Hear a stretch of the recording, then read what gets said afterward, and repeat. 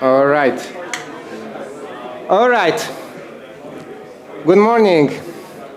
Welcome to Cannes. Bonjour. Buongiorno. Buenos dias. Okay, so we're going to talk about zero-knowledge proofs on Algorand today. And the way this is structured, if the clicker helps me, okay. Oops, one more. So we're going to do three things. I will give a very light introduction on zero-knowledge proofs without the math, just to give you an intuition of what they are. Then we're going to talk about how easy it is to actually create a ZK application on Algorand, and we'll see what I mean. We are going to have an example. And because they will give you a very simple example, the simplest example I could come up with to make it very clear, I will also show you a more complex application that is already live on Algorand, show you what you can actually do in a more, let's say, complex and unprofessional way. So let's start with zero-knowledge proof. So this is kind of the simplest definition of zero knowledge. So what we basically are saying is that we define at the heart of zero-knowledge application what is called a ZK circuit, a zero-knowledge circuit. What is a circuit? A circuit is basically an algorithm. It's a set of operations that we are going to apply to some inputs. And this is going to be public. So when we define the ZK circuit, we are saying these are the inputs that will go in the computation, and these are the specific operations we're going to do. So a very public algorithm. Now, the crucial thing here is that when you define the inputs, you can say that some of these inputs are public, and some of these inputs are private. And why does it matter? It matters because then we're going to have two actors. We're going to have provers and verifiers. What a prover can do is take this very public circuit and generate a proof that he actually gave some inputs to the computation, and the computation works fine. And what I omitted to say is that the output of this computation is binary. So the output of the computation will be either 1 or 0, success or failure. So the prover can show, hey, this is the circuit I used, these are the inputs I used, and you know, look, it worked. And the crucial thing, as again, is that when the prover will generate this proof, he will provide to the verifiers, so the people that need to convince themselves that actually the proof is valid, only the public inputs. So he will keep the private inputs hidden. So let's make a simple example so it becomes more clear. So let's imagine that you want to have a whitelist for people, and you distribute off-chain a secret to the people that you want to put on the whitelist. And you want to have a smart contract on-chain that is able to verify that some people know the secrets and then put these guys or the address of these guys on the whitelist. So how could you do that? If we were off-chain, it would be very easy, because then people could provide to a private server the secret, the private server could check it, and it would work fine. But on a blockchain, you cannot do that, right? Because in the moment one guy provided the secret to a smart contract, then everybody can see it. So you need to have a way to keep the secret private. And that's exactly what ZK secrets are for, right? Because you can define private inputs. So how would you define a circuit to do exactly that? And this is the circuit that you would do. So you would define two inputs for the circuit, a public one, which is the address that you want eventually to be on the whitelist. Of course, this has to be known. And then you would define a private input, which is the secret that only some people have. And then what would happen inside the circuit? So the circuit would simply hash the secret. It would compare it to the public hash, and the public hash can be obviously public, could be in the smart contract, because it's an hash, so you cannot reverse it. And then it would simply make an equal comparison. If they do match, success, the proof worked. If it didn't match, the proof failed. And then, assuming that you have a smart contract that can actually do verification of this ZK circuit, then basically people can just submit the proof, their public input, which is their address, and the smart contract would go through the computation and the proof, verify that the circuit matches, verify that the public input is something that is, actually, the public input doesn't enter in the computation, so just get notice of the public input, and if the proof is valid, well, this guy knows the secret, I will add him to the whitelist. And this can be done, again, without basically revealing to anybody what the secret is. So you can do this on chain, and it works. I'll show you in a moment exactly how you would implement this in code to show you how easy it is. But because if you are not familiar with these concepts, it still feels very esoteric right now. I mean, how is it possible that you can have something private and then you know that actually it works? So there's a fantastic blog post that gives a real-life example. So without the math, how would you do a zero-knowledge proof in real life with your hands, almost?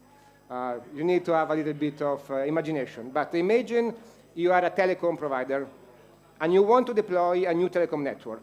So you have a lot of towers that you need to deploy, and you have 3 frequency bands.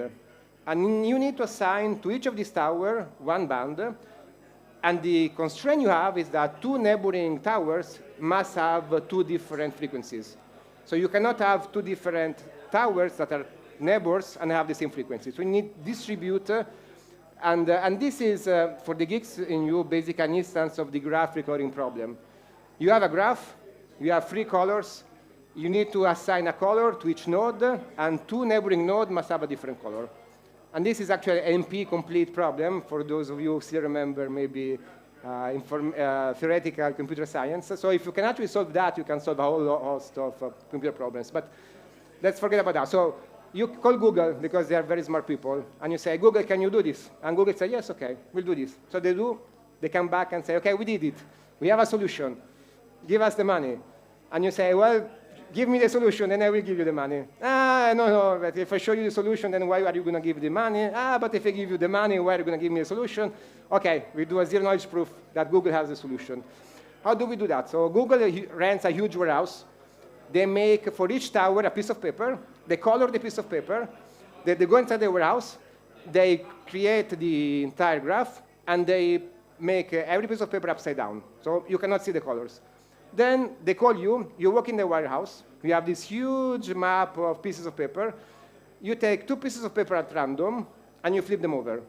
And you check that they indeed have a different color. If the color is different, okay, so this little piece works, you go back, you walk out. Google shuffles all the pieces of paper. Then you walk back again, and you do it again. And you do it 1 million times, 1 billion times. So many times that in the end you say, you know what, they cannot be lucky. If every time I came in and they check a piece of the solution and it was correct, the probability for them to be cheating, if the number of experiments is very high, becomes vanishingly small. And because every time they were shuffling it all around, you are not able to create a mental picture of the solution. So in the end, you learn nothing about the solution. So this is an example of how you do a zero-knowledge proof. They prove that you have the solution to this problem without actually revealing anything about the problem. We are only revealing that you actually have the solution. I hope this helped as a bit of an intuition. And of course, with computers, we don't need to walk back and forth from warehouses and flipping pieces of paper. That would take maybe centuries. We can do it very fast. And there are many different mathematical protocols to do that. We're not going to get into the math here, but we're going to see, OK, how do we do that on blockchain? And specifically, how do we do that on Algorand? OK, so there is a framework, which is called AlgoPlonk, that is meant to exactly do that. Let you deploy ZK applications on Algorand very easily. And this is based on Plonk, which is one of many different ZK protocols out there. And protocol is quite nice because it has very small proofs, which are constant size. So no matter how big is your circuit, no matter how complex is your application, the proof will have a very small size, which fits very nicely on blockchain with minimal cost. And also the verification time, so the computation that the smart contract verifier needs to do is also constant. So no matter how big is the application, how big is the circuit, it will be very fast for the smart contract to do it always at the same cost, which is extremely cheap on Algorand. If you're familiar with ZK proofs, you will know about universal setups, and we're not going to get into that here. It's very complex, but if you're curious, ask me about it later. But AlgoPlonk already incorporates battle-tested trusted setups, so you don't need to worry about that. It's provided out of the box for you. And if you want to run a new ceremony, you can run a new ceremony and use what you prefer. Now, it's, of course, this is the verification, right? So if you think about the life cycle of a ZK application, what typically needs to happen is that somebody is doing a proof generation, which is happening off-chain. Like, proof generation is actually very computation intensive. And proof generation is where you provide the secret input. So, of course, this is something that guys are doing on their own computer through the server of who's managing the application. And then what you really want to happen is that if the proof is valid, some magic can happen on-chain. So an application residing on-chain can react to a valid proof. So what you really care about is that you can have a smart contract verifier. And of course, you still need some tooling to create proofs outside of the blockchain. And what AlgoPlonk does is integrating with NARC, which is a proof system which is written by consensus, which is very nice because it allows you to write ZK circuits using the Go programming language. And typically, alternatives would require you to learn how to, that's a domain-specific language, like Circom probably is the most famous one. With NARC, you can simply use Go. And we'll see some example of Go code, actually. Let's look at some example of Go code. Let's look at some example of Go code. All right. Before looking at some example of Go code, very quickly, so what is the workflow? So you need to define the ZK circuit, right? Depending on what your application is, you will have a specific circuit that you will have to define. Remember that circuit is public, of course. The only thing that is private is the secret inputs. So you can do that using NARC. And basically, AlgoPlonk then gets this circuit definition, which is written in Go. It will automatically generate the Python code for a smart contract verifier. And then using AlgoKit, which is some other tooling from Algorand, this Python code will be automatically compiled to smart contract bytecode. So basically, what you have is that from a ZK circuit definition in Go, you have a contract ready to be deployed on chain. So all the effort is how I design the ZK circuit, then I will be able to verify it on chain. And we'll see the codes in a second. It's very few lines of codes. Then, of course, once you have that, the people that want to interact with the application, maybe through your front end or maybe through a command line, they will generate the proofs using NARC or the interface that you're providing that is abstracting NARC away. And this is creating the proof. And witnesses is another name for public inputs. We create the proof and the public inputs that you can export and then provide as input in the application calls that you make on chain to your smart contract verifier. OK, so let's see it in example. Sometimes a few lines of code are worth 1,000 words. So actually, if you remember the circuit we saw before, so some people know a secret, and you want to add them on the whitelist if they know the secret. This is the circuit that you would define. So basically, you have, this is the circuit, right? So this is actually the Go code that implements the circuit. Then, of course, you have some passphrase that is the secret that you're providing to users. Algorand does it better, of course. And then you're also defining, you're making the hash of the secret. Also, the hash is public, because the hash is inside the circuit, and the circuit is public. It's a public computation. So the hash everybody can see, but being an hash, you cannot reverse engineer it. So what does the circuit? So the circuit is very declarative based. So there are two parts. In the first part, you declare what are the public inputs and what are the private inputs. So in this case, we have one public input, which is the address that you want to have in the whitelist. And then we have a private input, which is your secret, right? So the secret passphrase that you know. Even if the address is not being used inside the circuit, it's important to define it as a public input because you want to bind the proof to the specific address. If it was not like that, then somebody could send this proof on the mempool. People could see the mempool, the proof, and then use it on their own with their address. But because you are defining the public input in the circuit definition, is being bound to that public input. So it cannot be used for a different public input. And then, I mean, the secret is pretty simple. If you remember what we are doing, we need to hash the secret. So here we are basically instantiating an hasher, which is provided by NARC. We are hashing it. And we are simply asserting that the hash is equal to the public hash. And that's it. This very simple circuit, at the same time, is an unbreakable circuit and is giving full certainty to the verifier that if you are able to generate a proof from this circuit, you must know the secret. So you write the circuit. This is really the hardest part.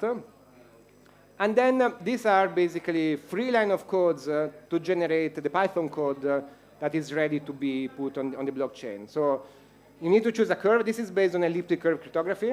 The Algorand virtual machine gives you 2 choices. One is BN254. The other one is BLX12381. So here we are choosing one. You can choose the one you want. And then basically, compiled circuit is the circuit we saw before. Sorry, this circuit here is the circuit we saw before. So we are making one call to AlgoPlonk, the framework. We are providing the circuit, the curve you chose. You are telling him use the setup, the trusted setup by default that you have in. we'll create a compiled circuit, and then one more call, and you have the Python code. At that point, this Python code can be compiled to bytecode, so you can do it through AlgoKit, which is a standard way, or you can just use AlgoPlonk, which wraps it around. So one more call, and you go to the bytecode in a file, and this bytecode is ready to be deployed with an application call on the VM, so testnet, mainnet, where you want. Now you have the smart contract verifier, it's on chain, so now you want to generate a proof. Generating a proof is very easy. So again, one more call, you provide the circuit, and you just bind the public inputs and the private inputs to whatever you want. So here we are binding address to whatever Algorand address you have, and then you are binding the secret to the passphrase that you know that you have been provided off chain. This will generate basically a proof, and then one more call, and you have the binaries that you can add to an application call to the Algorand virtual machine to basically call the smart contract verifier.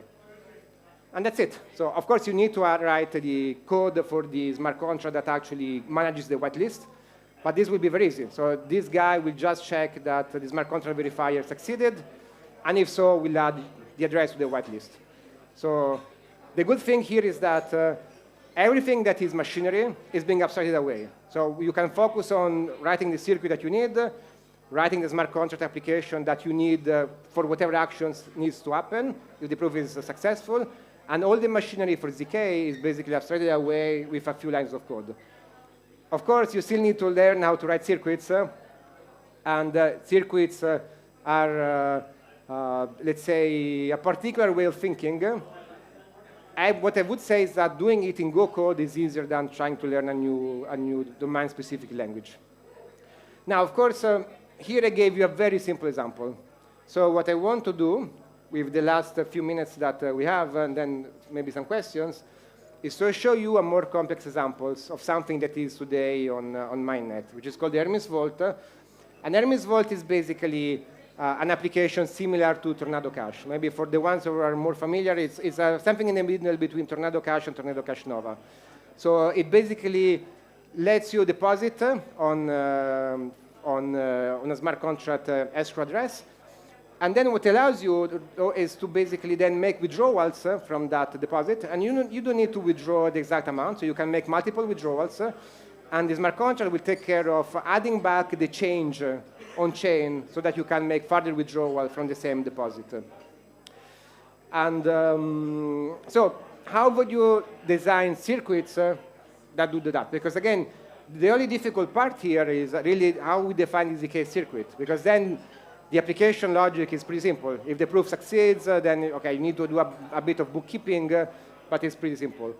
And if you want to give a look, so this is a URL for the reference front end.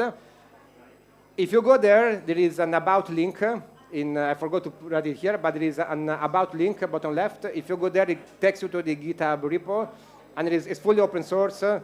The front end is less interesting, but also all the back end is, all the smart contracts are open source.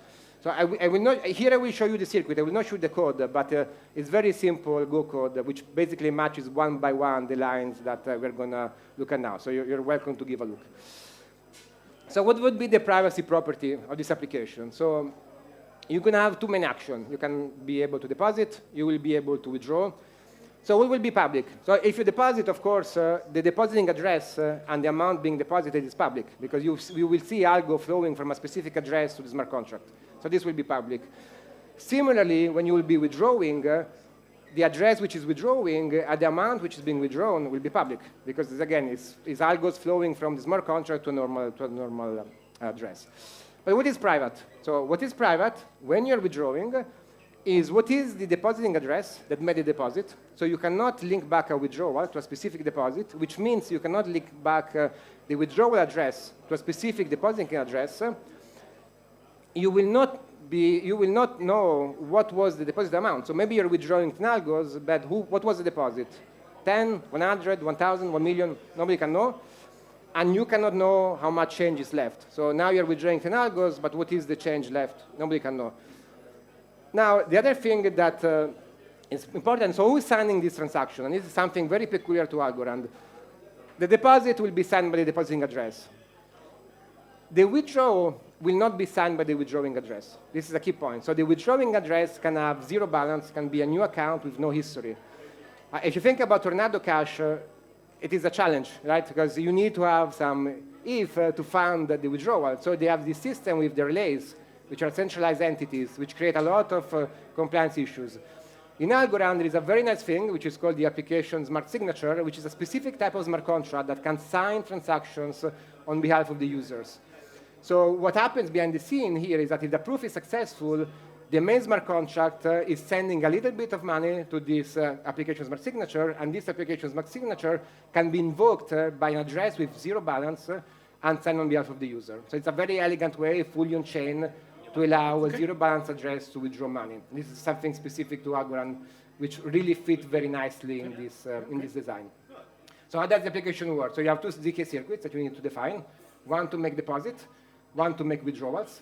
You have a main smart contract that basically orchestrates all the logic, and then you have these two verifiers on chain, and these are automatically generated by you, for you by AlgoPlonk. So you didn't need to make them. From those circuits, or from the circuits that we are going to see now, these are automatically generated for you, you just deploy them on chain. And then there is this smart signature, which I talked about, which you can use to fund and sign a transaction on behalf of the withdrawing address. It's quite useful. Then basically the way it works is that all the deposits and the withdrawals are basically stored in a Merkle tree, which is managed on chain. So there are receipts of these deposits, and also of the withdrawals, because every withdrawal is basically adding back a deposit, which is the change that is left. So you need to have those in the Merkle tree.